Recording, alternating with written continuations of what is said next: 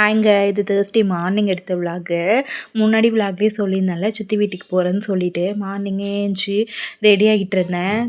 என்னோடய பையனே ரெடி பண்ணிவிட்டு நானும் ரெடி ஆகிட்டு இருந்தேங்க.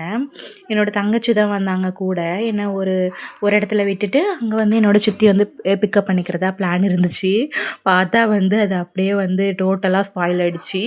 என்ன நடந்துச்சுன்ட்டு நான் வீடியோ லாஸ்ட்டில் சொல்கிறேன் பாருங்கள். அப்புறம் வந்துட்டு பஸ் ஸ்டாப்க்கு வந்துட்டோங்க. நானும் என் தங்கச்சி வந்துட்டோம். அப்புறம் பஸ்ஸும் வந்துச்சு, ஏறிட்டோம்.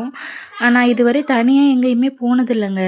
எல்லா இடத்துக்குமே வந்துட்டு என்னோடய அம்மா கூட வருவாங்க, இல்லைன்னா யார் கூடயோ தான் போவேன். தனியாக போனதுன்னா காலேஜுக்கு தான். அதுவும் வந்துட்டு காலேஜ் பஸ்ஸில் தான் போனேன்.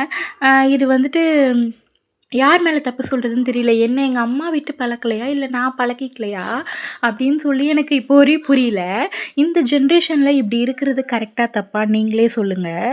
அதுக்கப்புறம் வந்துட்டு சித்தி வரதா இருந்துச்சு. சித்தி வந்துட்டு பஸ்ஸை மிஸ் பண்ணதுனால என் தங்கச்சி வந்துட்டு என்னை பஸ் ஏற்றி விட்டுட்டாங்க. நானும் எப்படா என் பையனை வச்சு கொண்டு போகிறோம், எப்படா போகிறோம் அப்படின்னு சொல்லி ரொம்ப பயந்துட்டு இருந்தேன்.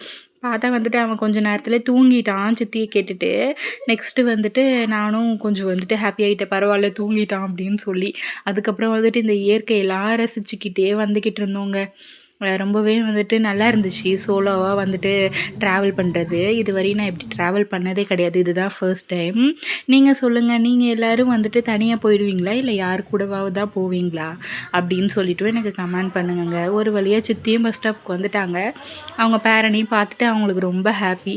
அதுக்கப்புறம் வந்துட்டு அங்கேருந்து ஆட்டோ ஏறிட்டோங்க. ஆட்டோ ஏறிட்டு ஒரு வழியாக சித்தி வீட்டுக்கும் வந்துட்டோம். வந்தோடனே சாப்பிட்டாச்சுங்க. அவ்வளோதாங்க விலாக் இதோட முடிஞ்சிச்சு. விலாக் பிடிச்சிருந்தா லைக் பண்ணுங்கள், ஷேர் பண்ணுங்கள், சப்ஸ்கிரைப் பண்ணுங்கள். பாய்.